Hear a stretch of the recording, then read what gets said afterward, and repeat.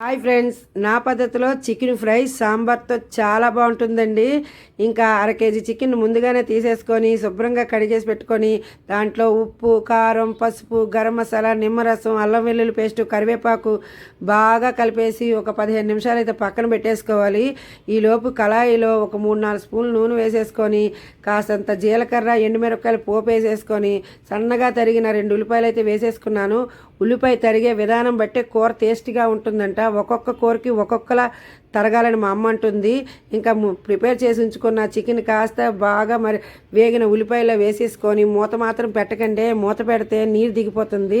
సన్నటి సెగ మీద చికెన్ని బాగా వేగనివ్వాలి.